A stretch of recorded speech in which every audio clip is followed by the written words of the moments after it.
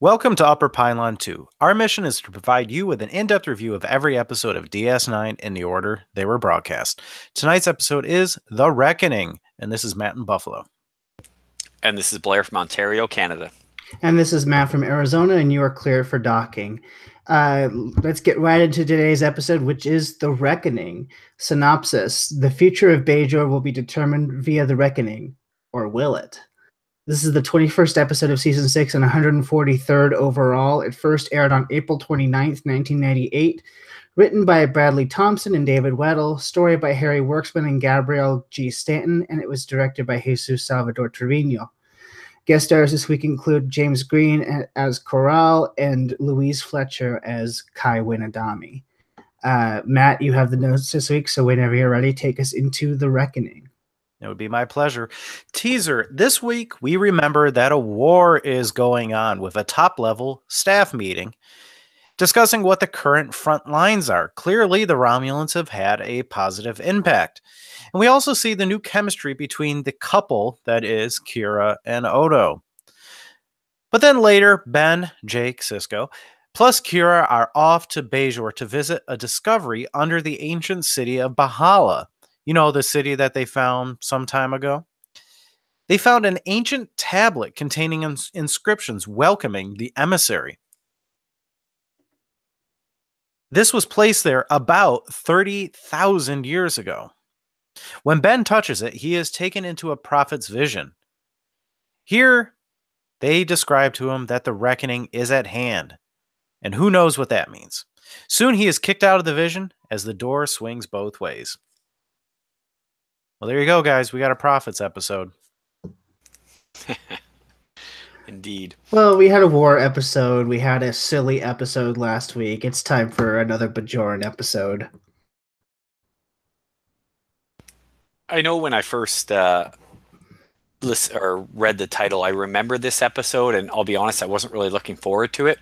But I must admit, as it went on, it was a lot better than I anticipated it would be. I'm just going to come out in front and say it. I don't mind this episode. I mean, I know Bajoran episodes can be, it can go either way. It could go, it could be something interesting like a necessary evil, or it could be like a Shakar and not be that interesting.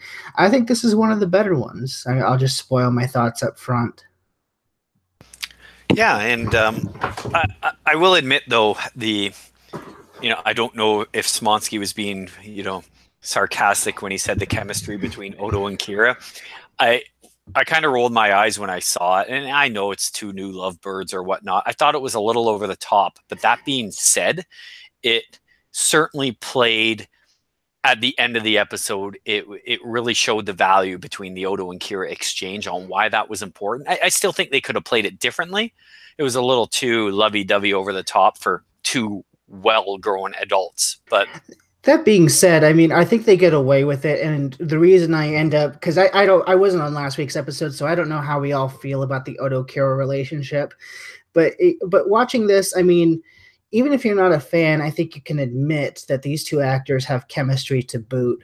So, I mean, there are times where we've criticized Worf and Dax, and I think that that Odo-Kira, the Nana Visitor, and Renee Auberjonois have great chemistry. So, yeah, it's a little teenager in love sort of thing, but because they play so well off of each other, I end up going with it.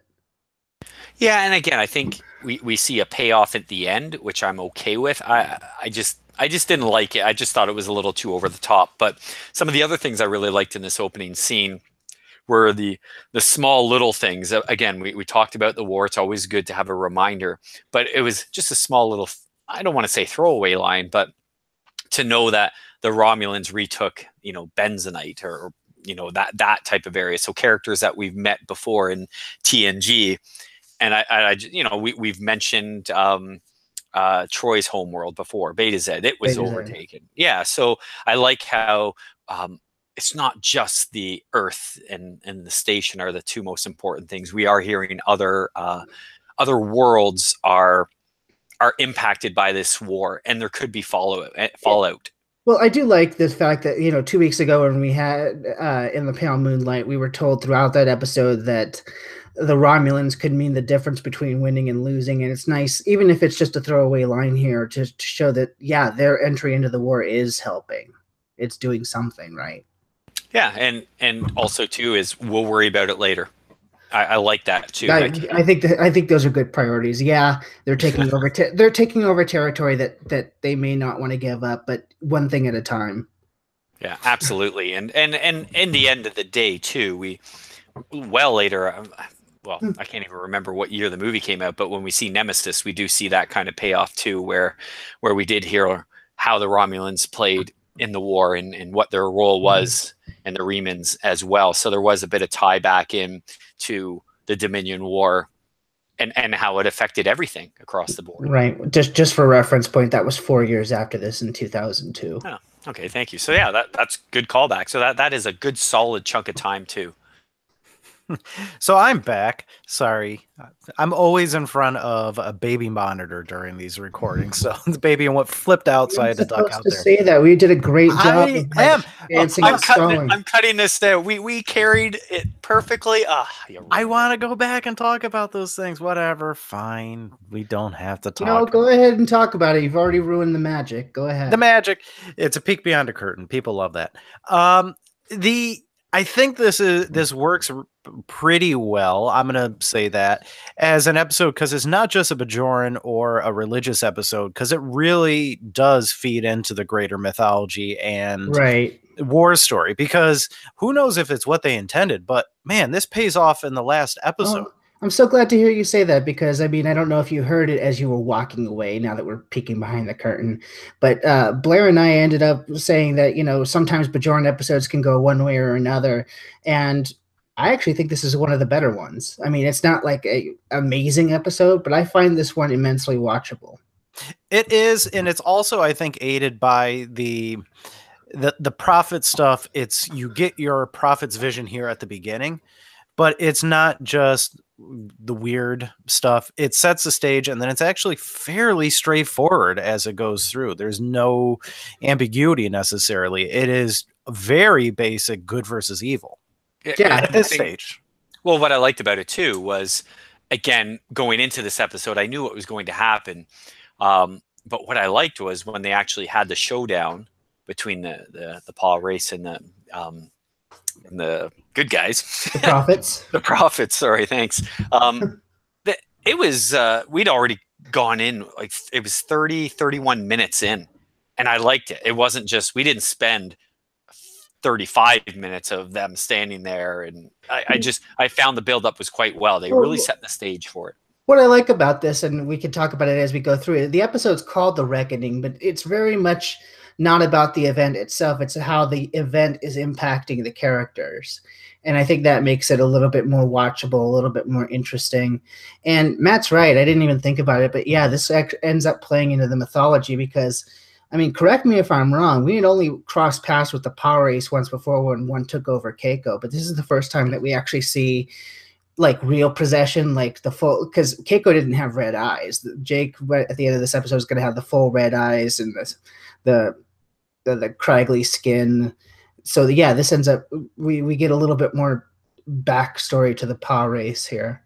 Yeah, I mean, that's where they recognize, ooh, we stumbled upon something interesting with the Costamojan Power Race, whatever. Yeah, what does the Bajoran version of the devil look like?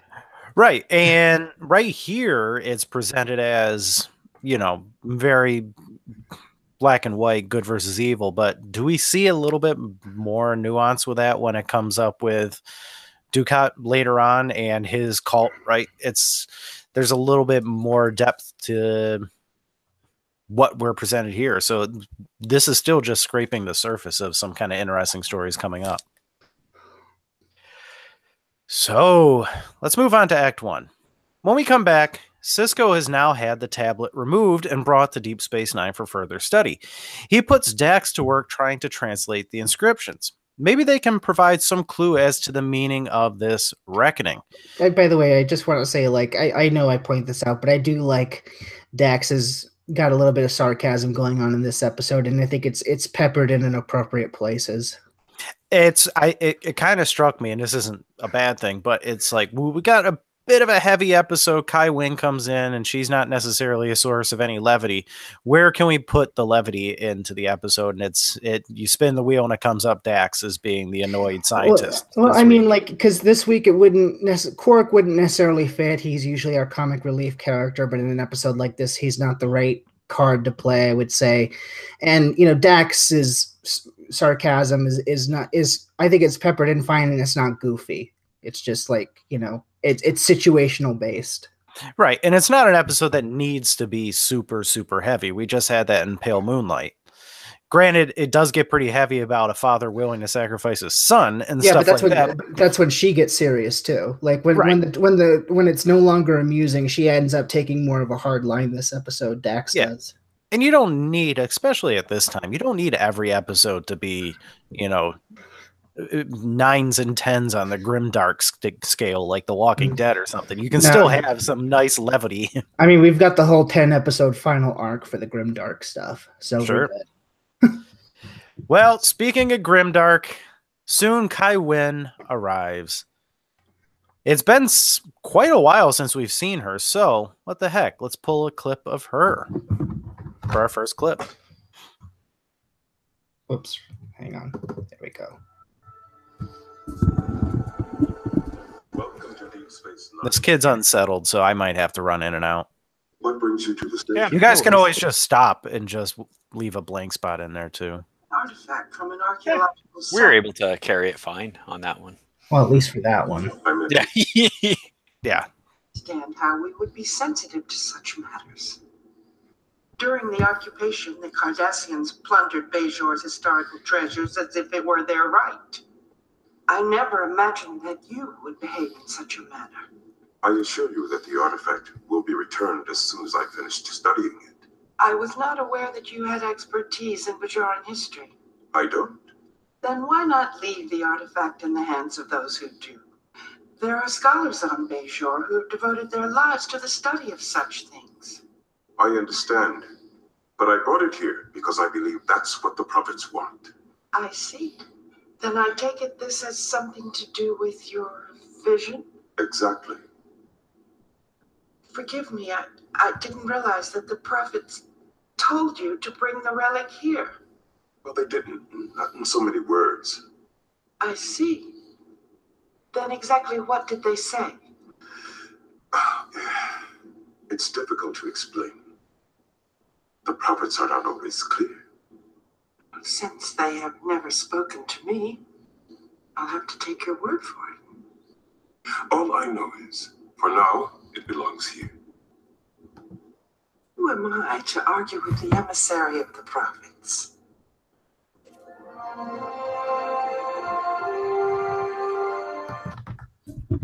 Now, is it just me or like, because I really like Kai Wynn in this episode. I always kind of like her, but this is not a complaint. This was just an observation. She's extra testy with everybody this week. I think they course corrected a bit. It's the same thing they did with Dukat. They realized, ooh, this person's getting a little too friendly, and they should be one of the big adversaries. Was she though? When was the last time? Not necessarily friendly, but she is not like openly, fighting the emissary. She's not as caustic as she used to be. So let's introduce some of that back in. Right. It's meant to be like, Dukat, Wayun, and all that are the battlefield adversaries of Cisco, and here they are establishing her as the religious adversary of Cisco. She's got a little. I just noticed, like, as I watched her, she's got with everyone, not just Cisco. She's got a little bit more venom in her this week. I really liked it, and again, she's one of the characters I love to hate. She irks me beyond no end, and what really I found this week, and I love the interplay between the two, because this is where we see Cisco flexing his muscle finally, saying, you know what, I am the emissary, so back off. This is my call. And she knows that she can't really question him. So she's speaking kind of condescendingly, like, oh, I'm sorry, I didn't realize this was all you. I love that ending. Like, who am I to argue with the emissary of the prophets? And then what does she do? She doesn't argue with him. She just goes behind his back and gets him in crap with Starfleet. Cowardly. She basically pulls Akira from season 1. She goes to tell on him to Starfleet. Yeah, and I thought it was really, really well played, but I really like the fact that, and I could be wrong, but I really see this as where Cisco's really flexing his muscle as the emissary. And the first time he's pulling that card out and using it to his benefit. But to Matt's point too, with as far as like the building of the mythology, they also, I noticed they make sure to underline more than a few times in this episode that the prophets don't speak to her. Right. And it's like, this is where she is fighting like the jealousy. I think the only reason that she went after this is because its tablet has the word emissary written on it. And she sees it as something that he could build his power with. So she's going to have to fight him trying to pick up any power. Right. And it's just such a transparent motivation for me. And that's kind of the theme in this episode. Every character's motivation, every one of them, is on point, I think. Anybody who's any consequence in this story. And she just kind of kicks it off here for real with talking about these motivations. Yeah, I think Kira is exactly right. I don't know if it's a clip later in this episode. I don't know if we talk about it, but I think she's exactly on point when she says that not only does Kai Wynn hate Cisco for being the emissary, he's the emissary and an offworlder and a non-believer. I didn't clip that because, I mean, frankly, I didn't think a whole lot was super clippy in this episode. Yeah, I just didn't know if it was something that you specifically highlighted later, but I liked that scene specifically because I think Kira nails it on the head exactly what Wynn thinks. Yeah, and the reason I didn't clip it is because it's something we've talked about, and I knew we would talk about it in conversation. It's just something that's going to come up with her role and Kira's motivation later on as well. So at the end of that clip, she wants to see the tablet, but if she can't, she'll be back with a court order. I mean, I'm forcing a reference into every act. You'll see it eventually. But anyhow, like Blair said, she immediately turns and complains to Starfleet. And Admiral Ross tells Cisco that he needs to stop meddling in Bajoran affairs. And in a discussion with Dax, she points out that Cisco has now taken on some subtle shifts in how he thinks and talks about the prophets. They're no longer wormhole aliens, they're prophets. And to this, Cisco reminds her that the prophets are actually looking out for Bajor and can be a powerful resource, no matter how you look at them. Which I don't necessarily believe him kind of saying it like that. I think Dax had quite a perceptive thing there. Because I love Dax's role in this episode, besides being the sort of comic relief. I love the fact that she's not telling Cisco that he's wrong or that the prophets are a load of crap. She just kind of is like this grounding force for him, like, okay, take it back. You're getting a little too wrapped up in here. Look at it from this other perspective. Well, I mean, I think she's actually saying, no, you are starting to look at them as like a religious figure, and that's not bad. No, but I'm saying that, like, later, one of the things I like is, you can't, if you live and die by what the prophecies say that you're going to do, it's just going to cripple you. So just make the decisions as if you were yourself and not the emissary, stuff like that to keep them grounded. Oh, that's true. But I think it's kind of important to look at, like, again, the motivations are on point and the character work is really good this week. And I think it's incredibly fair for somebody to point out that Cisco is no longer the Starfleet atheist kind of thing, because we got to look at this as after Far Beyond the Stars, where it's safe to say he had like a religious experience there. I think it was even for back before that with Rapture, when he had the initial visions of the Dominion coming to Bajor. Oh yeah, sure. But that's like a huge, world scale thing. And then Far Beyond the Stars was like an insanely deeply personal thing for him. Oh, for sure. So, no matter how you look at it, I think he's looking at it as they're not just some enigmatic alien anymore. They're deeply resonating with me. Right. And it's so interesting because I've been rewatching certain Star Trek episodes. I've gone back to some of the earlier episodes we did. It's so interesting to see when the emissary comes up in like seasons 1 through 3, he flinches all the time, just would not rather talk about it. Here he's embracing it. Right. And look at what the prophets have been, manipulating is tough. That's a strong term, but they're positioning him to put him in in a place where he is willing to either sacrifice himself and or his son for the greater good. And that is, a very, Chris could probably go on at length about the symbolism and the classic religious connotations of that sort of a sacrifice. And it's been what the prophets have been, angling him towards, I think, this whole time, working in their mysterious ways. Well, this act wraps up because suddenly the computer has made some progress in the translation. The part that is solved says the prophets will weep at the gateway to the wormhole as it's destroyed. And you guessed it, that gateway is Deep Space Nine. Dun, dun, dun. So, I could see how somebody might say that the building through these first few acts is slow. But I think it's a pretty nice, just slow. Well, it is slow, but it's a methodical building. It's on tension. purpose. Yeah. It's a very deliberately paced out episode, I would say. Yeah, no, I totally agree. I never felt like I was bored or time watching when I was in this episode. Like I said, I think it's eminently watchable. Mm-hmm. So in Act 2, when we come back, we find that nobody kept a lid on that translation. People have found out about it and are fleeing en masse from the station. Cats and dogs living together, mass hysteria. Quark is complaining about business, of course, to Odo, Worf, and Bashir. And as they do this, the station rumbles. As they all go to the window, they see the wormhole is acting funny. Bashir's reaction is great, by the way. Yeah, just... yeah. What was that prophecy again? Yeah. Yeah. So after that, Wynn again confronts Sisko. She points out that Bajor is suffering from the instability of the wormhole. Tornadoes, floods, earthquakes, real Old Testament stuff. She says it's all Sisko's fault, as he stole the tablet. She even enlisted First Minister Shakar to demand its return.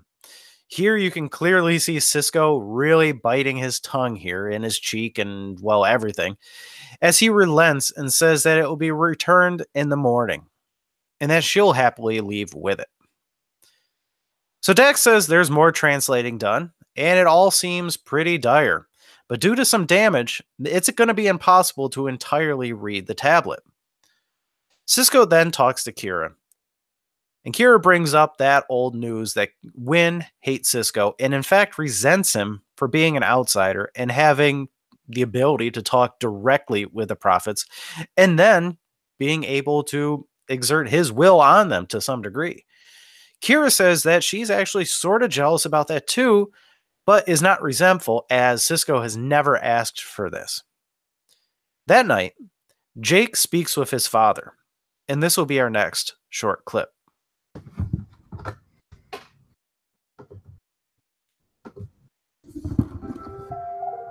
Yes. Jacob.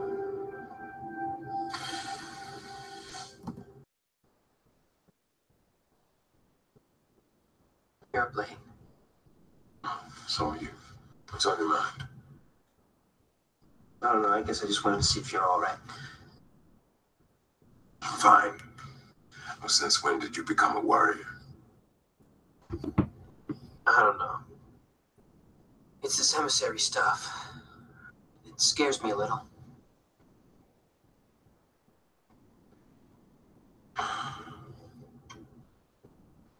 Twice now. Twice in 1 year. Dr. Bashir's called me down to the infirmary to tell me something was wrong with you. And there you were, lying unconscious on a bio bed, having visions or something. And there, what I could do was just stand there and wonder if you were ever going to wake up. I know it hasn't been easy, Jake. I don't want it to happen again. You know, I didn't ask to be the emissary. But for better or worse, I guess that's what I am. Except for being your dad.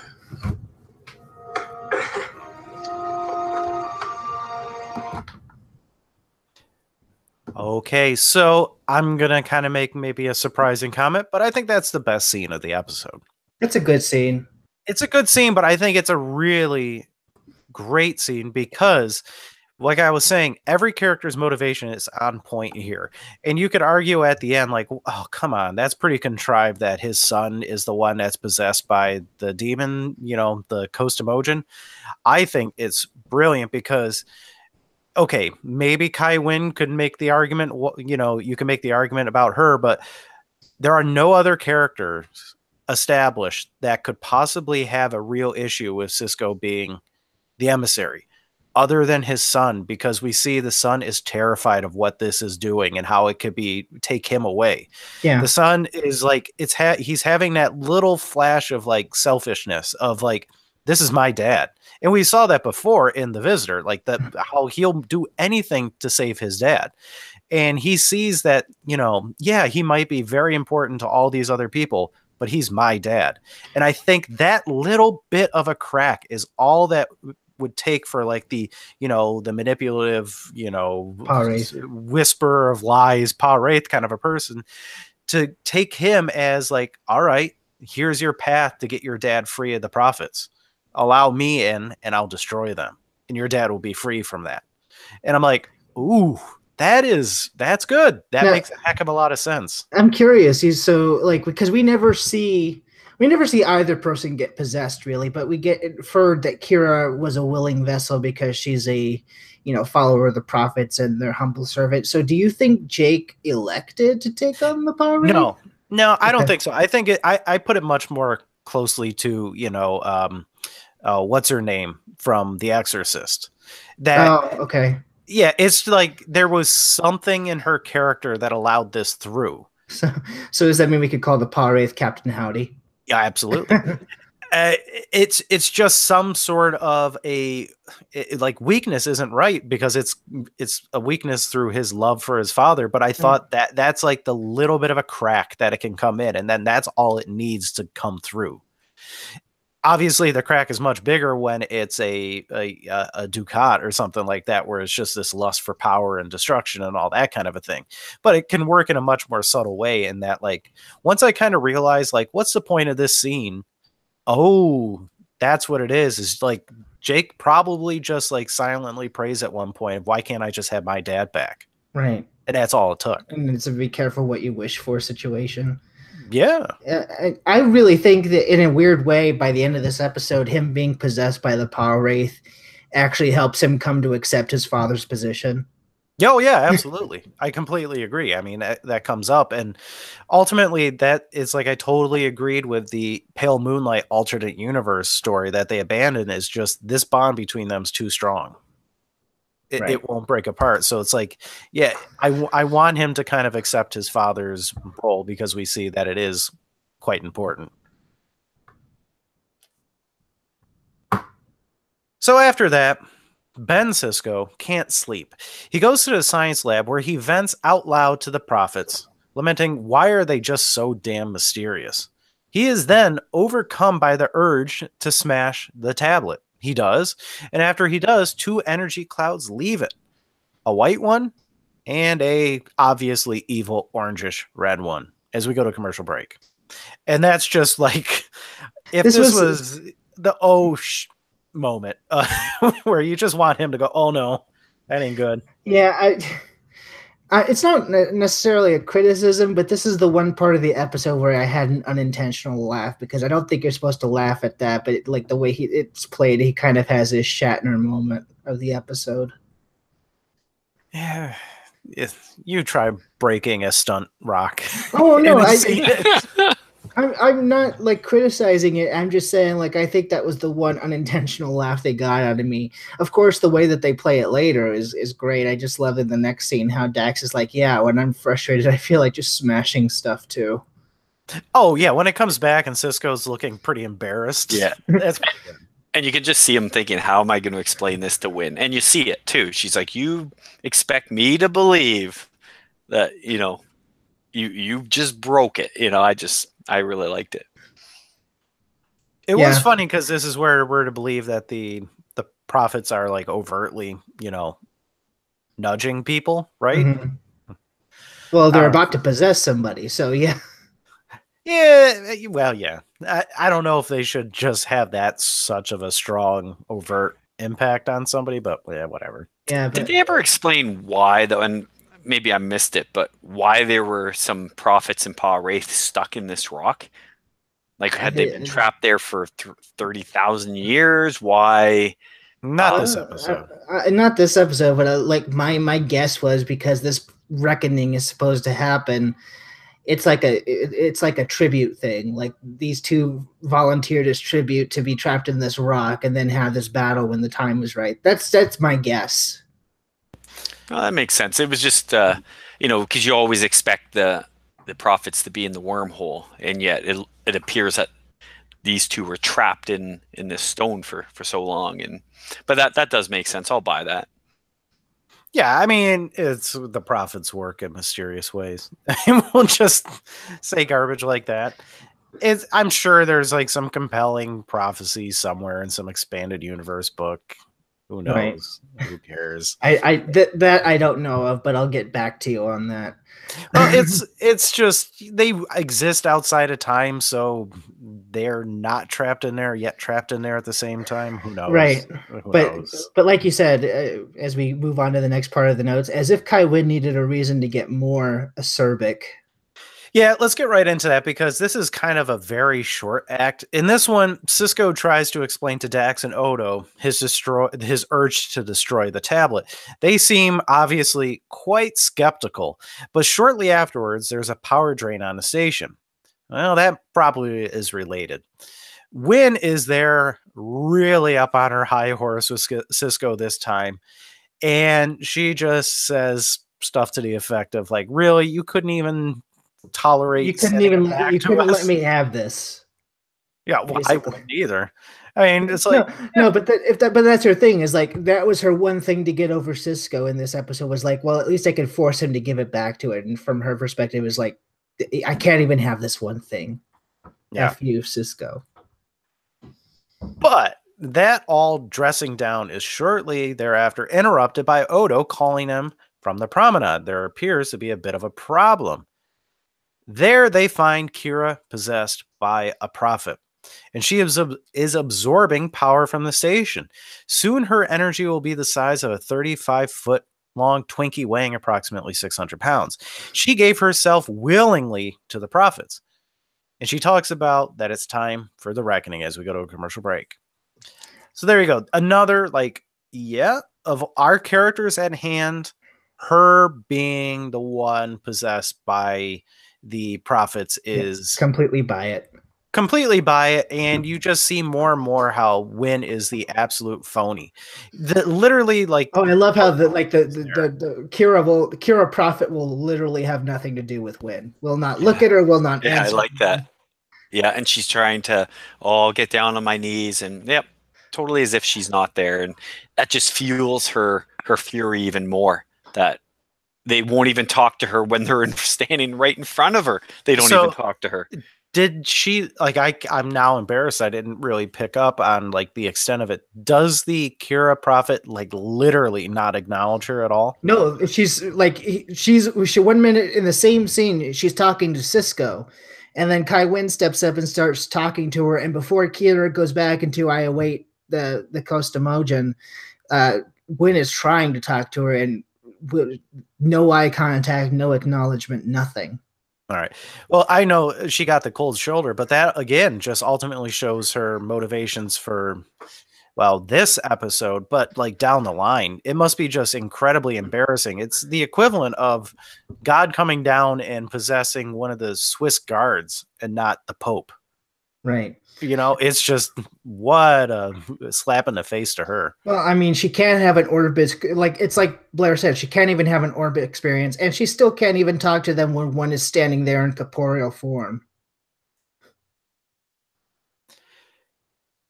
So, in that conversation in Act 4 now, the prophet explains to them that she is awaiting for the arrival of a Costamogen, basically the devil, to join her in battle. Wynn recognizes this all as a separate prophecy about the beginning of 1,000 years of peace on Bajor, assuming the prophets win this battle. Everyone will be happy. There won't even be need for religious orders. Now, let's pause here. That part is like the one fault where I didn't quite understand it. So are they saying, is Wynn advancing the idea that religious orders, Vedics, all that just exist because things are bad and they need to be there to explain, well, this is just the will of the prophets? Because she's saying if it's peace, we won't exist. There's no point of us. Really? I don't know what this is like. The way I look at the reckoning is I guess this is their version of the book of Revelation, where like the Antichrist and the Christ battle, and then if the Christ wins, it's peace forever and all lasting. So I don't know how to answer that question, except that I think that's the parallel that they drew. Yeah, I mean, the idea is that for all of time, there's always this sword hanging over our heads that the Costamojan power wraiths exist, and in theory could come and destroy the celestial temple.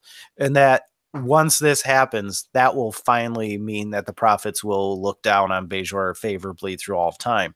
But that doesn't necessarily mean, unless they think all bits of evil, everybody who shoplifts on Bajor is doing it because of the Costamojan, right? I don't know. So this part is like the little bit of a wonky thing. And it's like they give Wynn a few possible reasons for doing her actions at the end. And unfortunately, I think her saying this makes that one of the motivations, is that she says, if they win, I'm out of a job. When I don't think you need to go down that far. Like what I advanced of like the prophet just doing the, figurative slap in the face, all the Cisco motivation is enough for her to do it. I didn't think they needed to put this last little bit in. It just didn't strike me as like true to that world. People wouldn't just abandon the church, for lack of a better word, in their universe if the prophets just suddenly won. If anything, you would think they would become more devoted and want to pray to them even harder. I don't know. I hear what you're saying, but I don't know what happens after the book of Revelation, because that's the end of the Bible. So, it's I don't know what would happen. Sure. Let's just say that everyone would join hands and sing in world peace. But before we get to that point, they all acknowledge that this battle could very well destroy the station. So Cisco orders everyone evacuated.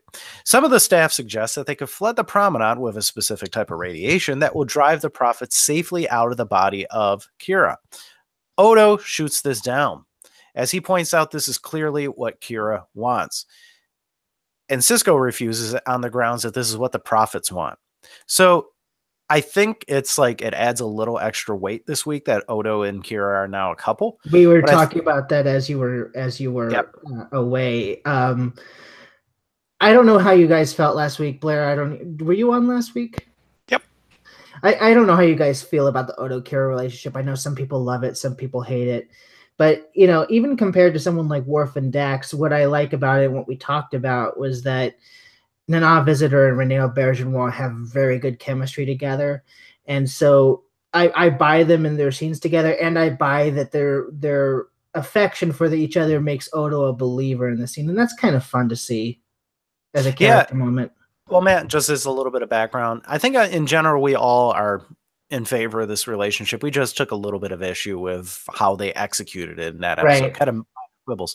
But the thing is, like, Odo at this point, I don't think it would be out of place at all for him to be the one to speak up and talk about her still wanting this, even if they weren't a couple.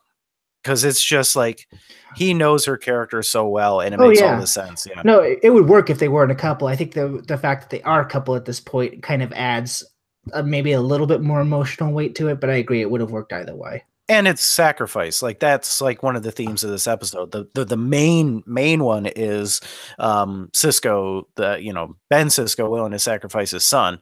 The Odo is willing to sacrifice the woman he finally got after years of pining for it. And then lastly, it's Kai Wynn's inability to sacrifice. Right.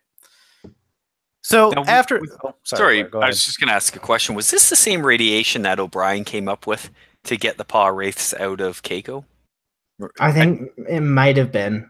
Yeah, I'm pretty sure. Curious if this would have been a good callback to that little episode, and pulling that, using that trick again, I guess. Would have been I'm interesting. virtually sure it is because I remember hearing whatever it was. I couldn't remember Quantum. what the context was, whether it was destroying the wormhole, aliens themselves, or, the Yeah, it pirates. was because I think they were gonna fire the chronoton thing into the wormhole, and then they ended up firing it on the runabout. Yep, that sounds about right. Yeah, that was good. I like you said. I really like the point that you just brought up, Smonsky, about the sacrifice. I really think, and Wynn's inability to sacrifice. I really, as I said at the beginning of this episode, it was something. As I started watching, it was better than I thought, and even as we continue to talk more, I really think this is almost like a hidden gem. It's really great character development, and it really pushes the story forward, and we really get the payoff as we go into the last season. So sorry, I just wanted to throw that out there ahead of time. I believe the term we've coined is sneaky good. Yeah. So after that discussion in Ops, Worf confronts Odo and, of course, is an ass about it as he tries to tell Odo how he should have conducted himself in that meeting. Is he really, screw though? off, Worf. Yeah. I mean, fair enough, but I think at the same time that he could go really overboard with it. I like the way he kind of interacts with Odo and ends up respecting his decision and hoping for the best with Kira too. I mean, I don't think he's as bad as he could have been. But this is like a scene where I'm like, why did we really need that? We needed Odo to further justify his actions. I don't know if this was a needed thing for Worf. Like, Worf should, after a change of heart or whatever, he should be able to understand what Odo's thing was without him having to go like, oh, okay, you love her. I get it now. I just had that 4 weeks ago. At the same time, though, who else is going to challenge or question Odo just being okay with Kira sacrificing himself? Because it's not going to be Sisko, obviously, and it's probably not going to be Dax. So it's definitely not going to be O'Brien because he's off filming a movie or something for the past several weeks. So it leaves either Bashir or Worf, and as the non-believer, I guess Worf fits that mold better. And I think we also have history between these two characters as well. If you recall, when Worf first came on this show, him and Odo were constantly questioning each other, didn't really get along all that well. And I know they've developed their relationship since, but it was almost seemed to be a callback of that kind of, their interactions together isn't always as nice as maybe some of the other characters are. I question whether we needed anybody to challenge him on it. I don't like Worf. I don't, but it's also like, why does anybody have to challenge him on it? It's like he goes, this is her decision. It's end of story. Because I think they're trying to underline the newfound relationship thing and how well these characters know each other, because this is Odo's time to shine and demonstrate that he not only loves Kira, he truly understands her. Wow, that was demonstrated very succinctly and nicely up in Ops when he was the one that came from the back of the room to stand up to defend her. He was like positioned further back than everyone else, and that's where he's like stood up to defend the person he loves, and people just kind of accepted it and moved on. And then Sisko really just lays it down and says, well, this is a bigger thing at work. And that was it. I really like seeing Rene Aubergenois in these scenes, only because he's a lot less. He's not grumpy. He's dare I say, he's almost serene about the whole thing. True. So anyhow, Sisko is now once more confronting, or having a confrontation with Wynn, as she is very publicly leading a prayer with a bunch of Bajorans in front of the possessed Kira. What's that? Cameras somewhere? I can be seen with a prophet in the same picture? Well, yes, I will go and pray with her. Totally. Like, that's what I thought. Is like, this is a photo op moment. Yeah, there's some internal cameras. The prophet may not be speaking to me or even acknowledging me, but I could put on a good show. Oh, and they completely talk about that at the end. That's going to be the last clip. But so Sisko convinces her to leave through some Wynn manipulation. Basically, do you want me to pull the emissary, card out of my pocket and I'll get all these people to leave, or you don't want to try to be the hero here and get them out? But what's that? The choice is made. The traveler has come. it is a possessed version of Jake Sisko as we go to commercial break. So there you go. Complete with red eyes, which I Yeah. mean, I know it's over the top, but I kind of like that as a thing now with the power wraiths. Yeah, I got no problem with that. And like I said, it's like easily somebody could go, this is goofy. Why does it have to be him? But I'm telling you, just kind of go back and look at some of these motivations. And I think it makes, there's no better choice Well, yeah, for who this is. because if we're just limiting it to our cast of main characters, who else would it be that would make sense? I don't think anyone but Jake would make sense. Right. Well, Kai Wynn, I guess, right? That's Yeah, but that would be it. too easy. Right. Now, it's absolutely the right thing.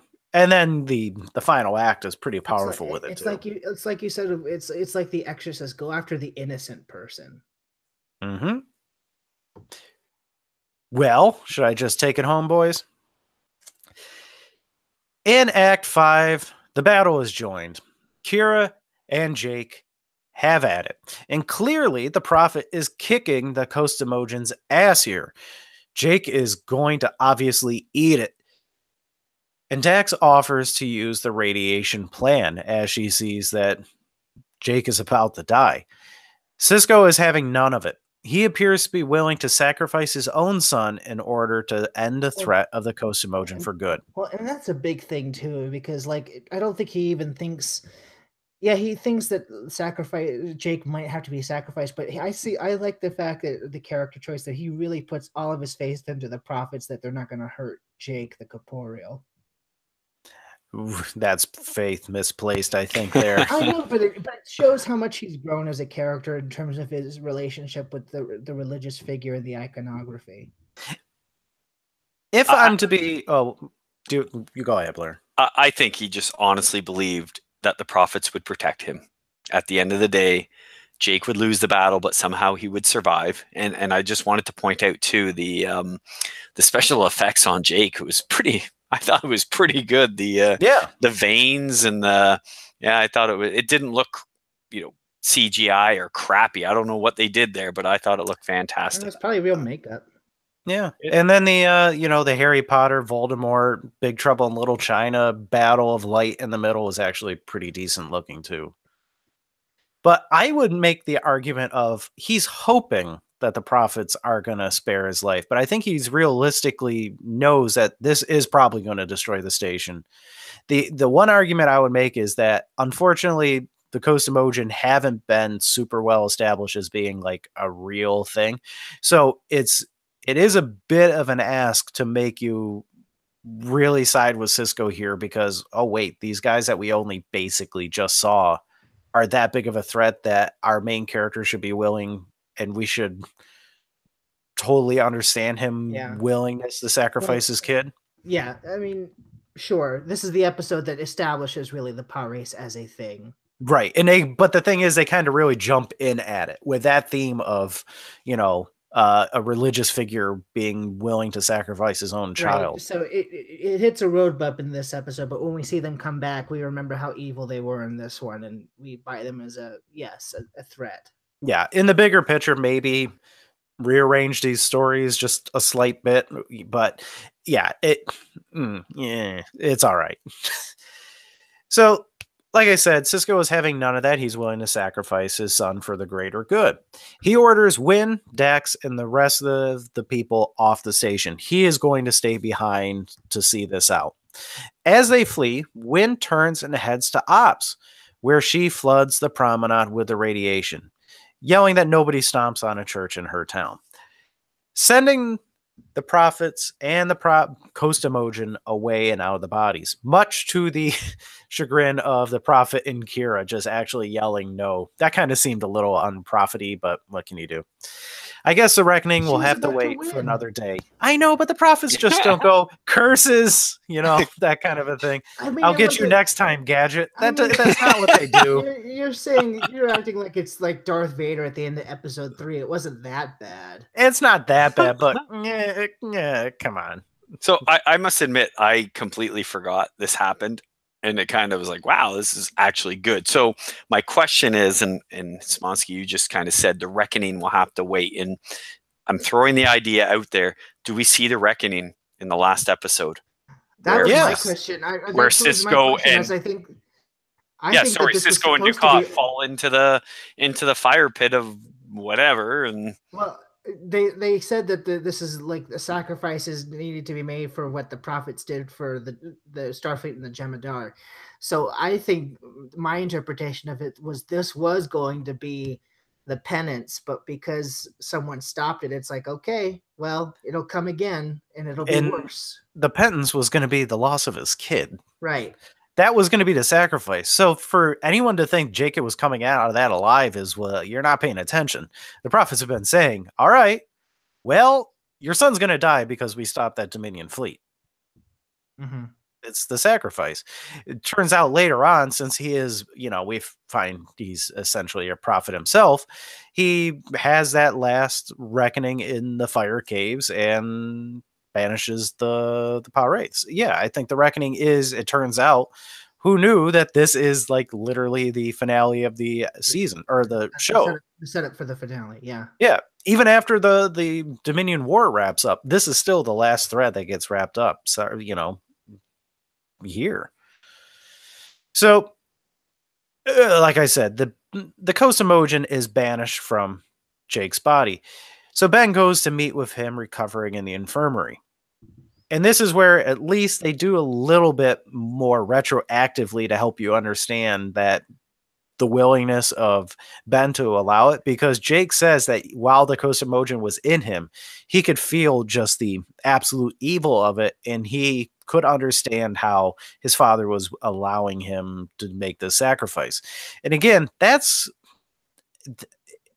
I like how short the scene is, actually, because like I said, it just shows the strength between these two characters of like Ben was coming in there willing and feeling like he had to make some big speech about like, son, it was for the greater good. And Jake is like, no, Dad, I understand, actually. I completely understand the person you are, the importance of this. And this is where, Matt, I think you said it earlier, this is him coming to accept the thing. And we see it, in the last episode of the series, how Jake is kind of at peace with his dad going away. And I don't think he would be nearly at peace with it if this episode didn't happen, actually. No, I agree. I mean, I still take it as like he's still a little bit scared about what it represents, but now he understands why it's necessary. Oh, yeah, absolutely. I mean, of course it's scary. He can't know what's going to happen. Right. But let's wrap things up because Kira got out of that scrape quite a bit better, and she's already healthy as she sees Wynn off the station in our last clip. Yeah, I had to get this one in here.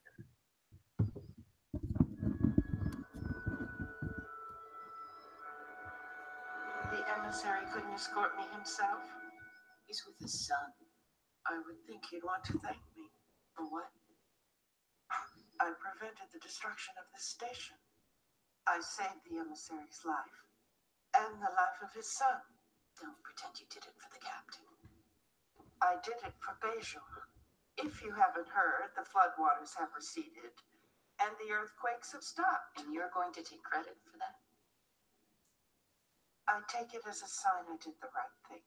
You defied the will of the prophets, and you did it because you couldn't stand the fact that a human, an infidel, had a stronger faith than you. The emissary was willing to sacrifice his own son to serve the prophets. My faith is as pure as the emissary's. I think you're confusing faith with ambition. I'm not confusing anything, child. You are. Prophets chose you as their instrument. That doesn't mean you can speak for them. Because of your interference, the reckoning was stopped. The evil still exists. And I'm not sure if even the prophets know what that will mean for Bejor.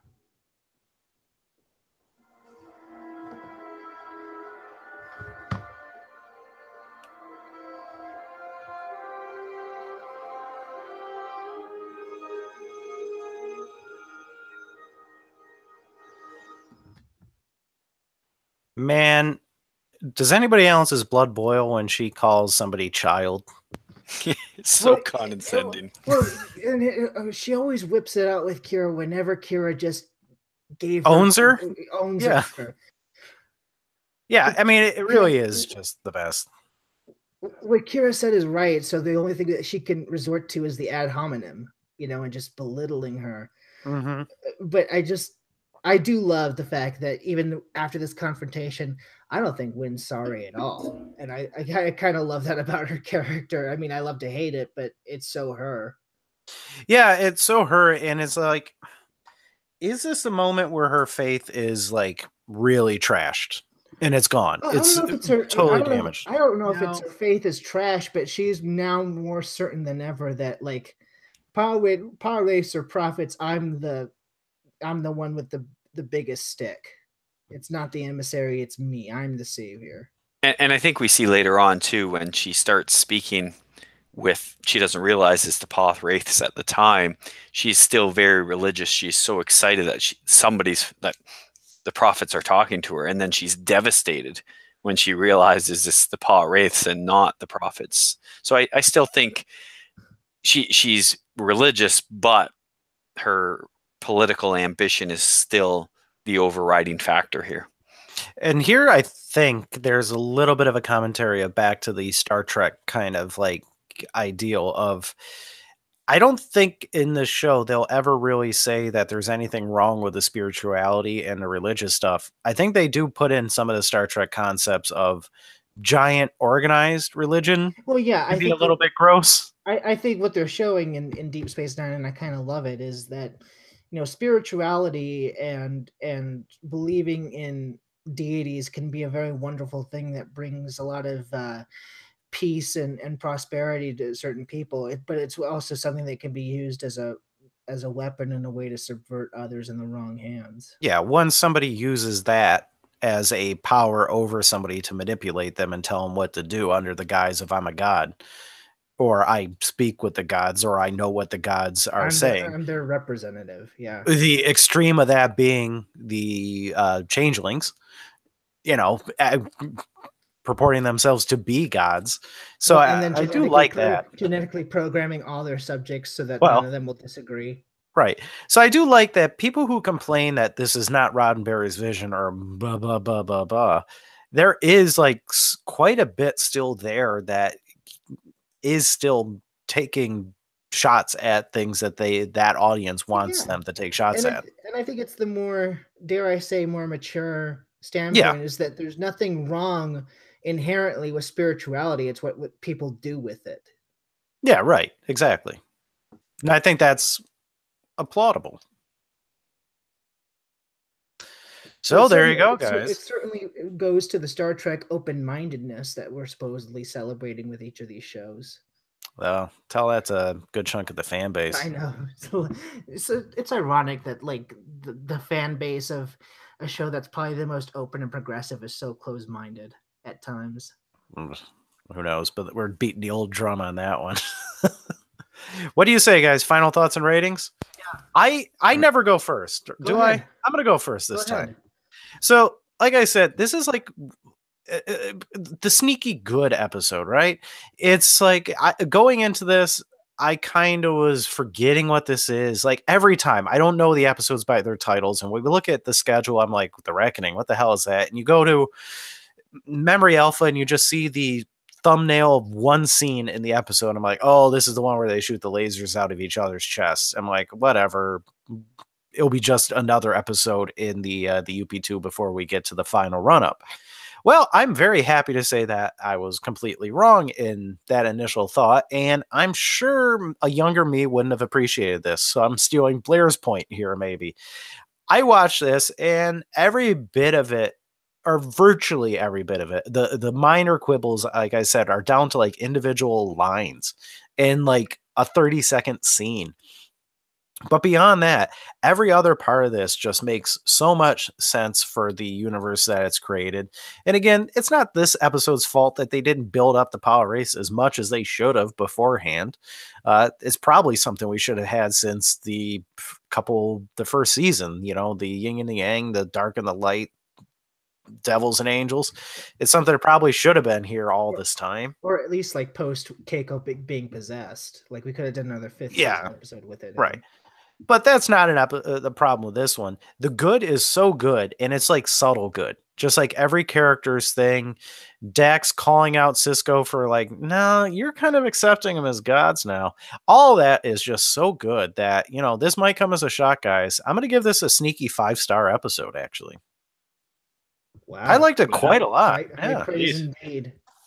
I mean, it's not as great as some of the other ones, but it just sneaks in there of like, oh, wow, that was actually very nice.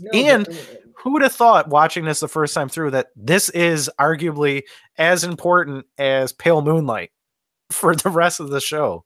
I just, I know how the listeners who have listened for a long time know how decisive you are with your 5. So that's a big thing for you to it's that rating.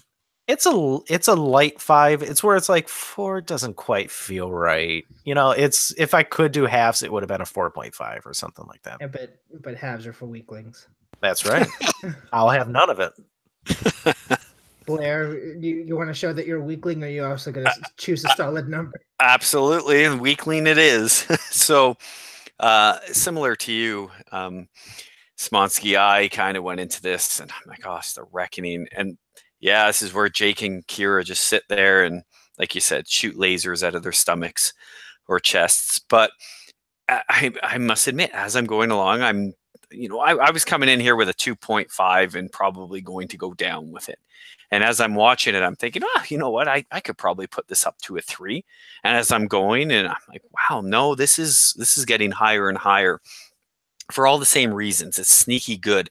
And I think the thing that I like, outside of all the character development, I don't want to say introduction of the paw wraiths, but really the solidifying the danger of them. I just found, and I always love it when these episodes do it, it sets the stage for something we're going to see later on. And what you see now is you see it in The Walking Dead and all these other great shows where they plant the seeds maybe early in the season and you get the payoff at the end of the season of why, they did something. And this is certainly one of those episodes where it is fantastic. It is a hidden gem. It really, like you said, it is almost as important, or if not more, than in the Pale Moonlight. So this episode by far went from a 2.5 when I originally started watching this up to a solid 4.5 cost emojis. So it jumped up 2 whole stars. That's great. Yeah, fantastic episode. Yeah, pretty much the same for me. Well, can I just say, like, for speaking of things that are sneakily good, I thought I was going to be the one having to defend this episode because I had good feelings about this episode, and actually talking about it with you all has made me like it more. But I remember this episode being like, what, for a Bajoran episode, I don't remember this one being so bad. I actually remember this being entertaining and deep, and actually it's a lot more than that. It's a lot more than just what's just on the surface. I think this episode, it's called, like I said, it's called The Reckoning, and people remember it for Kira and Jake shooting lasers out of their chests. But when you really stop to watch this episode, that's not what this episode is about. It's the backdrop, it's the climax. But this episode is about how this event and this prophecy and everything that came before it shapes these characters and sets it up for the finale. So I think, a character piece needs to be rewarded just as much as an action set piece or a war set piece. I'm trying to be a little bit more decisive with my 5s, but damn, is this near perfect. So I'll bump it up even a little further and go 4.75 for The Reckoning. You did say something in there that got me thinking one last point. If you told me, like, before we watched this, like, how long does the battle between Jake and Kira last? I would have said, better part of that entire act or something. No, it's a pretty tiny little nothing thing, really. Maybe 5 minutes, if that. Yeah. And like I said, as in the opening there, I thought this occurred way earlier, and we were 31 or so minutes in before we even got to that. So I think we were like 10, 15 minutes from the end by the time the Paw Wraith chose Jake. Well, yeah, you're looking at 30 break. Yeah, so 31, 32 minutes. The episode's only 42, 43. So yeah, you're about 10 minutes 10 minutes out. And I think that's good, because had they been standing there for a whole 2 acts or something where they debate, what do we do, I think that really would have lost something in the episode. Yeah, it kind of had to be a quick bit at the end. And should I just take the liberty of putting in a 5 in my notes for Chris's score on this episode? I'm sure he probably would have been convinced by our arguments where that's plausible. Yep. So, Chris, whether you wanted to or not, it's a 5 from you. That's how it works now, I guess. Yeah, and just in case you speak for me next week, 5 for Valiant. So I've got man, got Matt, it recorded. I'm not giving out these 5s willy-nilly starting next week again. It's going right in the toilet. I don't even. You know what? I have to say, like, I don't know if my work schedule is going to be permitted me to be on next week, but if it's not, good riddance, because I just talk about a turnaround from, like, for me it's as bad as like trials and tribulations into Let He Is Without Sin. So, this episode is the example of where I try to come into every episode with like fresh eyes and score it legitimately. And this one went up.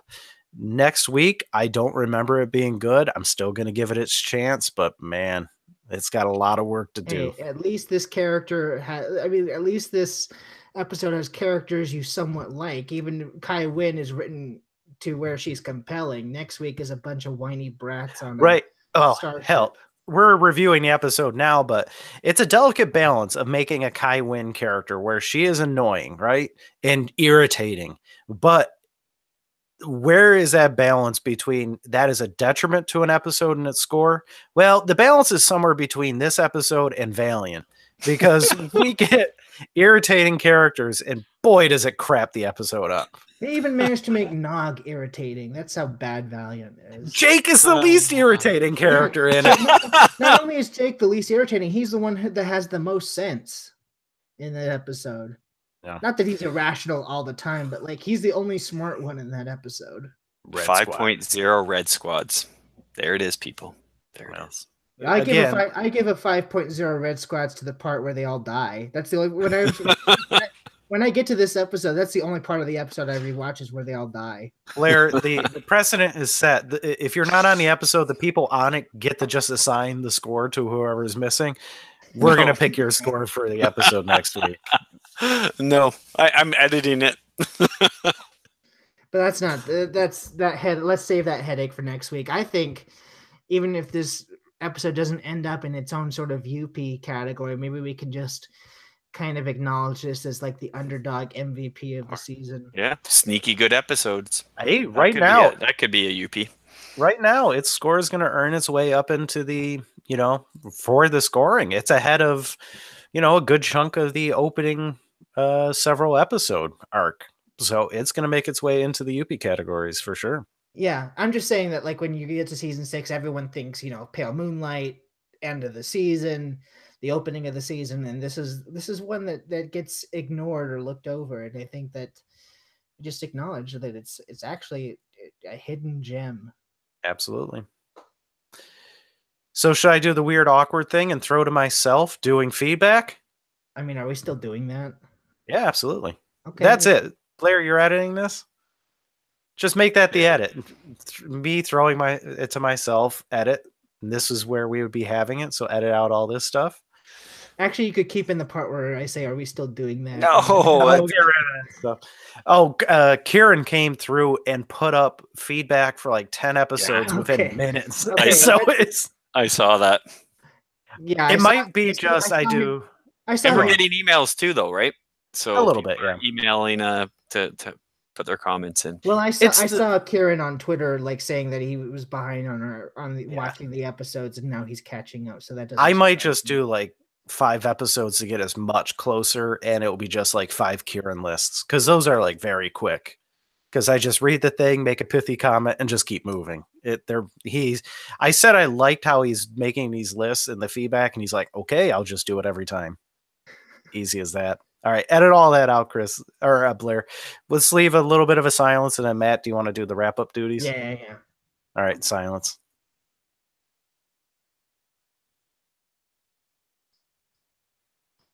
Well, Matt, you threw it to yourself, and dare I say, you did a hell of a job, as you Yes, I always did. do.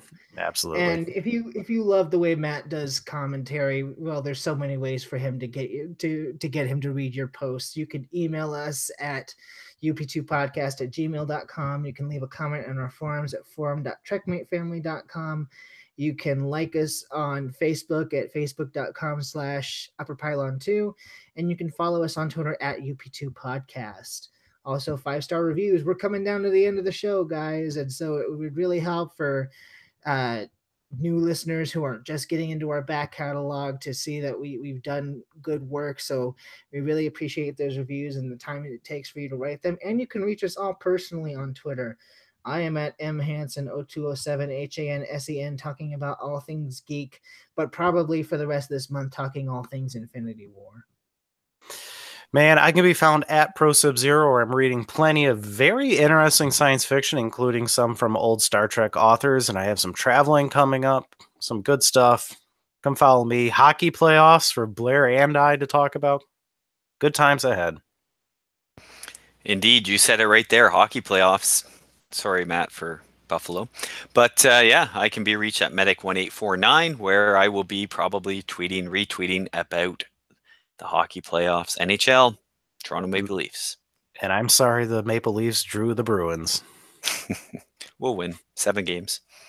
Or you could talk about the fact that, I'm dating this episode, but it was just announced today that we've casted a Captain Pike for season 2 of Discovery. I saw that. I saw that. Yep. Man, do I need to finish Discovery now? You really do. It ended well. I know. There's a spoiler. And that Hansen, you tweeted about that movie, A Quiet Place. I did see it. Fantastic movie. If you haven't seen it, it's a little slow in the beginning, and you can hear everyone eating their popcorn in the movie. Matt, this is actually the kind of horror movie that you would love. It was good. No, I know. It's like 2001 if it's a horror movie. Just long periods of silence. But it's great. And yeah, normally, this is total tangent, but normally, like, you get the people in the theater who like to whisper and have these little side chats and can drive you crazy. I swear to God, when I went to watch this thing, no one made any sounds. People even hardly ate their popcorn. I didn't. My wife was eating it, and I look at her. It was far too loud, so she just put it down. It was, it was really good. It was a good movie. So, yeah, total recommend. Okay, guys, that was our conversation on The Reckoning, and it ended up being a lot more positive than I thought, and I was very happy about that.